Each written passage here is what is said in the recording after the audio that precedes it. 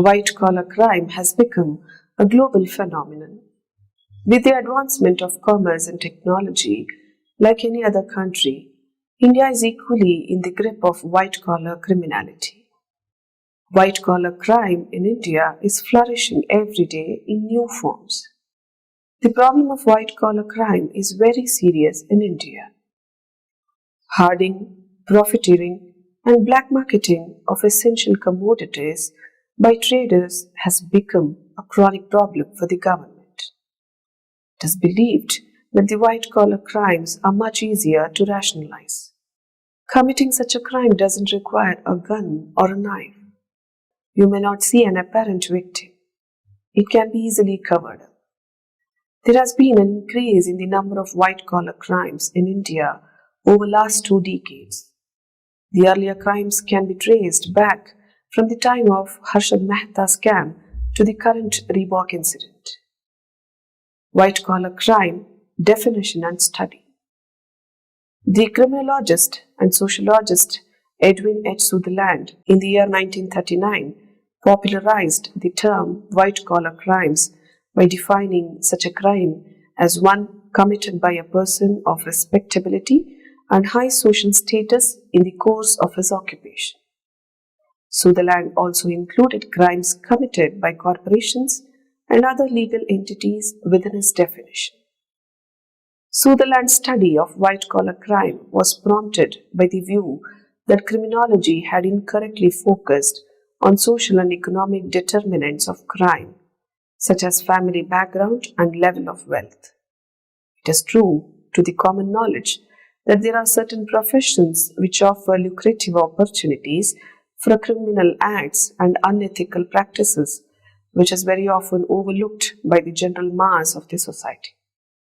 There have been crooks and unethical persons in business, various other professions, who tend to become unscrupulous because of no reason apart from the thirst of gaining more and more for themselves. These deviants have least regard for ethical and moral human values. Therefore, they carry on their illegal activities without the fear of loss of respect and prestige. Emergence of white-collar crime. White-collar crime was initially reported in 15th century in England.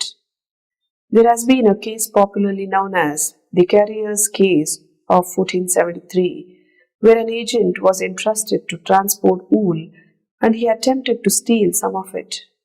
However, the growth of industrial capitalism in the 18th century ushered a new history of crime and criminality. The very base of industrial capitalism is based on coercion and robbery. Now, before we discuss the topic, let us understand the meaning of capitalism. White-collar crimes in India. The street crime, especially snatching and motor vehicle theft, has relatively come down compared to 2010. The year 2011 completely belonged to the faceless white-collar criminals. As per reports, the numbers of such criminals arrested by the crime branch this year saw a massive increase.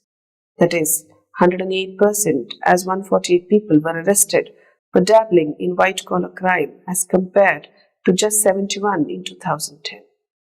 In all, around 20 organized white-collar rackets were busted last year and cash and valuables amounting to Rs 4.5 crore. Thousands of mobile phones used in the commission of criminal activity and 3 dozen vehicles were recovered. The list includes perpetrators of lottery fraud, fake recruitment racketeers, ATM fraudsters, travel agents, property dealers, agents promising fake court affidavits and death certificates, as well as both men and women operating fake friendship clubs. The Economic Offences Wing of the Delhi Police arrested more than 163 criminals in 1,358 cases, ranging from those of land grabbing to fake job rackets, and attached property valued at amounts estimated to be between Rs 350 to Rs 500 crore. White-collar crimes are to be considered as a global phenomenon to which India is no exception. White-collar crimes emerged in India with the advent of the British colonization during the period of industrial capitalism. Prior to that, instances of men working with the district treasury, embezzling with the money kept under his safe custody, or bribing practiced among the officials were found. Therefore, the white-collar crimes were confined to this limit. Thus, the people indulging in the white-collar crimes then came to said to be mere grass-eaters. The people in the modern times have reached the stage of meat-eaters. 6 features of white-collar crime in India. The white-collar or occupational economic crimes, criminals in our country have some important features. The crimes result in social injuries far greater than conventional crimes where only individuals are affected. However, these crimes or criminals have generally been regarded by criminologists as a class apart because the administrative, investigative, and judicial procedures for many of them have been different from the procedures for other violations of criminal laws. A large number of these offenders are recidivists, though repetition is not necessarily of the same type of crime. The illegal activities or white-collar crimes follow more or less the same modus operandi. A white-collar criminal does not lose his status among associates because it is not considered a violation of the business code. In fact, many successful criminals of this category are hailed as dynamic and innovative leaders of industry or society. White-collar criminals feel and express contempt for law, for government, and for government officials. In this respect, they are similar to many professional criminals. While ordinary criminals are afraid of enforcement agencies, white-collar criminals are rarely so, because they think that on being detected, they may only be transferred or fined or given a short-term simple imprisonment. Types of white-collar crime. White-collar crime is not a victimless crime.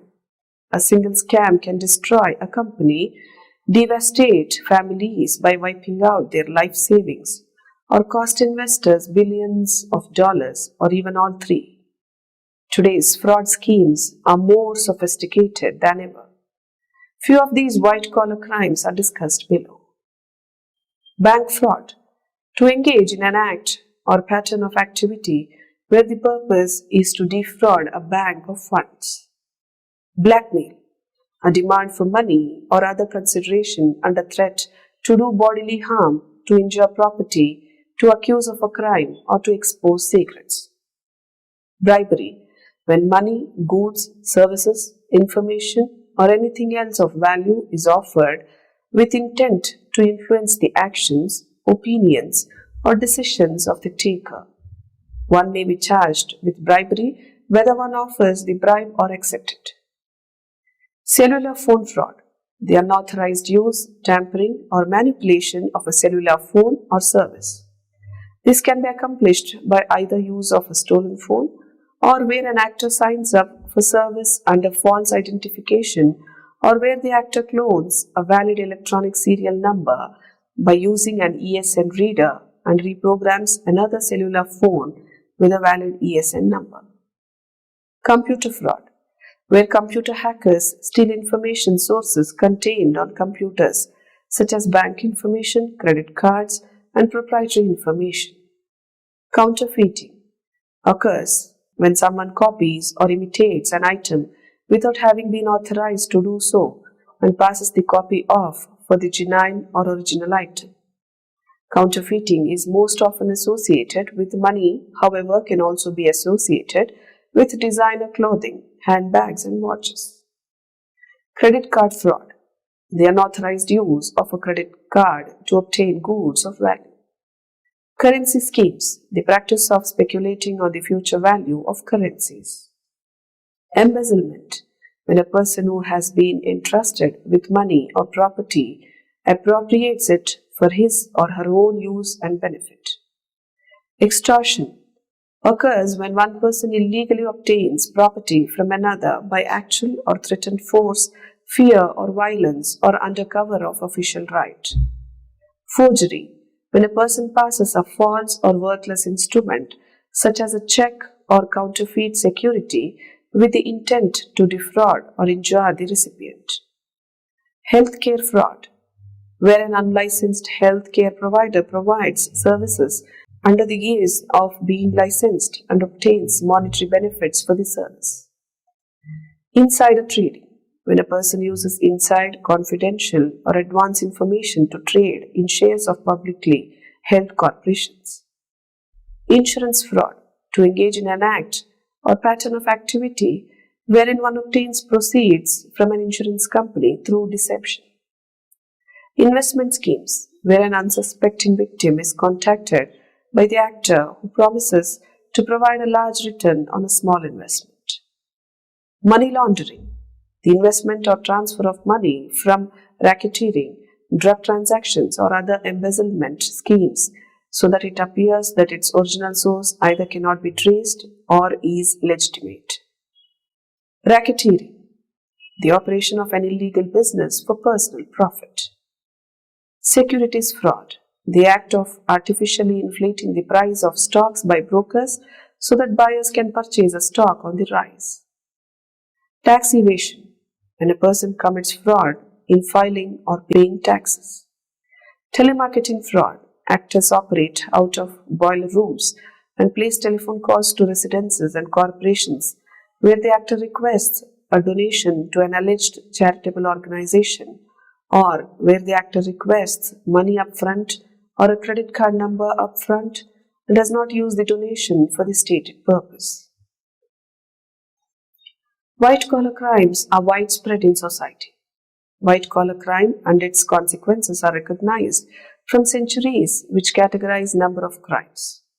Mostly business and government professionals are involved in series of frauds termed as white-collar crime because these are lucrative, comparatively risk-free, and nearly socially up to standard.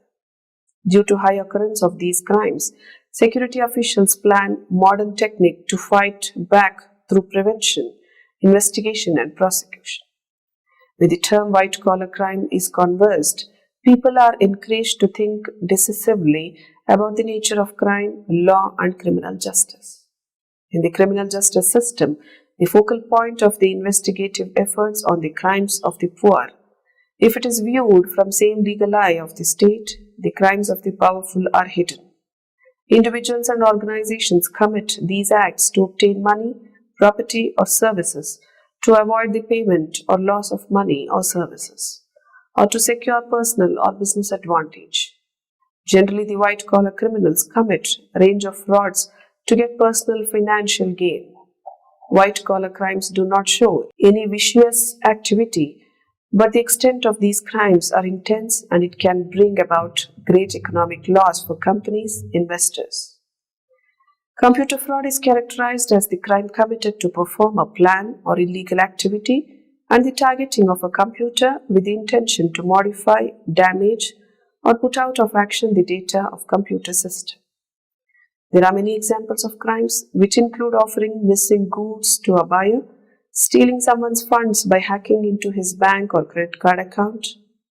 Hackers find passwords and delete information, create programs to steal passwords, or even rummage through company garbage to find secret information. Embezzlement, as mentioned above, is the misuse of items with which a person has been assigned.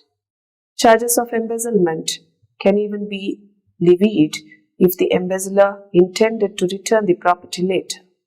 Employee theft is most common example of embezzlement. Company employees can have access to company property so they can easily misuse the property. Numerous examples can be quoted, such as theft of retail items, discounted sale of retail items, and theft from cash registers. Healthcare frauds are a stereotypical white-collar crime in which highly qualified medical practitioners and health supervisors abuse their posts and professional skills through misleading, non-violent tactics such as fake bills just for individual financial gain. Environmental crimes are the infringement of laws which are made to protect the environment and human health. Littering, improper waste disposal, oil spills, destruction of wetlands are some of the environmental crimes. Perpetrator of environmental law violation is fined, but on experimentation sent to jail. Financial crimes are major white-collar crimes. These are any non-violent felony that is committed by or against an individual or corporation and lead to great fiscal loss. These frauds include tax evasion, cheating of company funds, and the sale of fictitious insurance plans. Another category of serious white-collar crime is government fraud, which is an unlawful act that deliberately rid the government of funds through trickery. When the government gets fiddled, taxpayers pay the price. Procurement and contractor fraud are examples of costliest government fraud. In identity theft, the criminal use the personal information of another in order to commit fraud. Crooks of this type of crime have to face heavy penalties if trapped. Insurance fraud is very common, in which offender forged claims to an insurance company, personal injury and property damage claims that are overstated in order to collect extra reimbursements. Mail fraud is committed by using postal service or any private or commercial interstate mail carrier such as mailboxes, etc. Money laundering is a felony in which lawbreakers hide the resource and objective of illegitimately acquired funds. Public corruption is an act of violating the public official's duty of faith towards his or her society. Anyone who is elected, appointed, hired, or employee of a consistency of citizens commits crime on the state or local level when an official takes favorable decision in exchange of offered some value. Securities fraud is committed by white-collar criminals such as corporations, broker-dealers, analysts, and private investors when the executor intentionally deceives investors for financial profits. The culprit of tax evasion deliberately and illegally avoids paying mandatory taxes to the government. Telemarketing fraud fall under white-collar criminal in which wrongdoer makes some plan that uses telephone contact to fraudulently rid its victims of funds or assets. The most regular type of telemarketing frauds are price offers and sweepstakes, magazine sales, credit card sales. In today's high-tech world, white-collar crimes are creating a serious trouble for government. People who commit white-collar crimes are sometimes the same kind of people who are in a position to see to it that their crimes are not defined too detrimental. While the impact of white-collar criminals leave an immense impact on the nation, but the cost to each individual is petite. Practically, it is observed that no effort from police department goes into skirmishing white-collar crime. Our social system is corrupted by a number of white-collar crime, and it is a great challenge to discover suitable resolution to the increasing menace of white-collar crime. These crimes are directly affecting the economy of the nation and the public's confidence. Therefore, corrective action must be taken immediately for preventing, detecting, investigating, and prosecuting economic crimes in order to minimize their outcome. Main blockade to get to the bottom of the white-collar crime hazard is that the public is not aware of its seriousness. It is more important to create wakefulness and businesses, and the nation's lawmakers must be convinced with its significance in identifying that such high-tech and economic crimes have an undesirable effect on society. Mostly people are innocent and they are not aware of the degree to which their lives, financial status, businesses, families, or privacy might be affected by electronic crime. A rock-hard inspection or accounting background is obliging to detect white-collar crime because swindlers are very clever and they can manipulate the situation very well.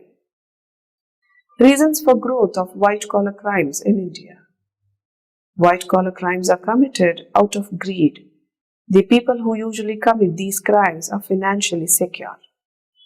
White-collar crimes are estimated to cost society many times more than crimes such as robbery and burglary The amount of death caused by corporate mishap, such as inadequate pharmaceutical testing, far outnumbers those caused by murder. The emergence of cutting-edge technology, growing businesses, and political pressures has opened up new avenues for these criminal organizations to prosper. This increase is due to a booming economy and technological advancements such as the internet and fast money transfer systems. Law enforcement is sometimes reluctant to pursue these cases because they are so hard to track and investigate. It is very difficult to detect as white-collar crimes always committed in privacy of an office or home, and usually there is no eyewitness. But naturally a question arises that if we have specific legislations to trace out white-collar criminality, then why these offenders go unpunished? Main reasons for which these white-collar criminals or occupational criminals go unpunished are: legislators and the law implementers belong to the same group or class to which these occupational criminals belong. Less police effort, favorable laws, less impact on individuals. The judiciary is equally guilty of delaying justice. With white-collar crimes on the rise, it is necessary for the judiciary and police to distinguish between white-collar crimes, petty crimes, and acts of homicide and violence. Sending everyone to the same jail is also unfair. Different detention centers are required for different kinds of criminal misconduct. At this present juncture, what we need is the strengthening of our enforcement agencies such as Central Bureau of Investigation, the Enforcement Directorate, the Directorate of Revenue Intelligence, the Income Tax Department, and the Customs Department. Concentration and distribution of national wealth must be done in a proper manner. Speedy trial should be arranged by appointing more judges. Central Vigilance Commission must keep a constant vigil on the workings of the top-ranking officers. General public must not avoid being engaged themselves in the prosecution of the white-collar criminals, as the offence in general is directed towards them. Lastly, if they are traced and proved guilty, then deterrent theory of punishment is an option 1.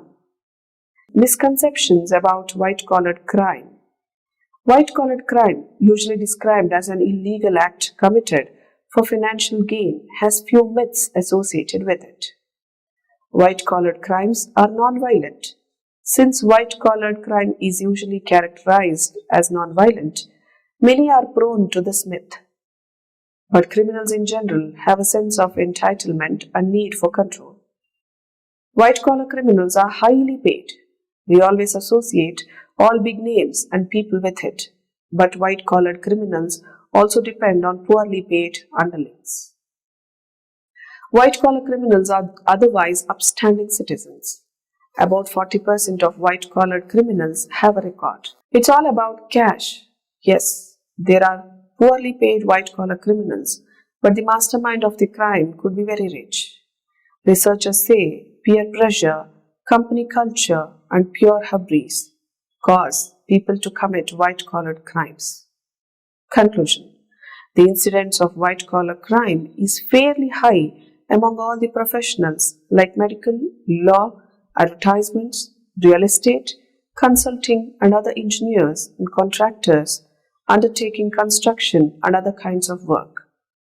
With the increasing use of newly developed technologies in the various spheres of business, commerce, and industry, particularly the computers, the scope of white-collar crime is getting wider. New crimes are emerging, and the commission of certain kinds of pre-existing crimes is being greatly facilitated. There is an urgent need to reduce fraud and corruption in government and private sector. As previously mentioned, corruption and fraud stop multinationals from investing in the country. The decrease in foreign direct investment in 2011 and the international financial institutions' outflow of funds from stock markets are clear indicators of the negative impact of fraud and corruption. Therefore, Indian government must improve governance and take strict action against the offenders. The private sector must implement fraud prevention measures and focus on ethics to reduce frauds. Both sectors have to collaborate to minimize fraud risks in India. Therefore, the motto should always be prevention is better than cure. Since the acts involved defrauding public faith and belief, public as a whole mass should come forward to protect the whole society from these greedy people who are destroying the ethics and morality of the society slowly and slowly for their sole aim of pursuing narrows.